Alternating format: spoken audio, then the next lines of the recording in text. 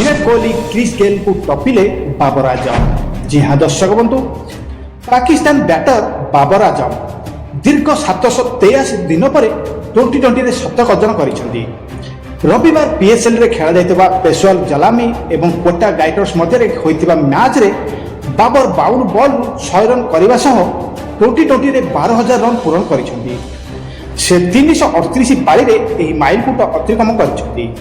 यह सहित से विराट क्रिस गेल और विराट को कीर्तिमान को टपी जाइछंती।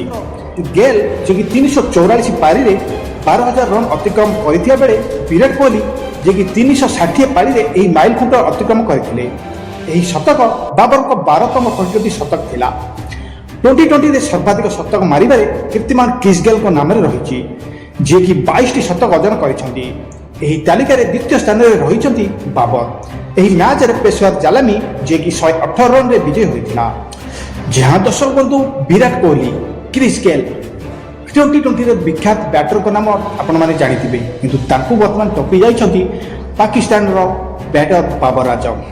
दीर्घ 783 दिन पर टी20 रे शतक अर्जन करिछंती। रविवार खेला जाइतबा पीएसएल एक मैच रे पेशवार जालेमी एवं कोटा गाइटर्स मध्ये खेलितबा ए मैच रे बाबर आजम 52 बॉल रे 100 रन करबा सहित टी20 रे 12,000 रन करथिले। एथि सहित से नुआ रेकर्ड मध्ये स्थापन करथिले। जी हाँ दर्शक बंधु, माने सबुठु कम पारी रे 12,000 रन करिबारे से प्रथम खेलाड़ी होइछंती, जे कि क्रिस गेल विराट कोहली को पछरे पकाई दैछंती।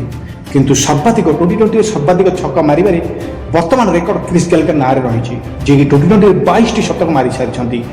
किंतु वर्तमान बाबर आजम वर्तमान तांकर सेकेंड पोजिशन रे पहुंची, जे कि वर्तमान 12 शतक से लगाई सारिछंती।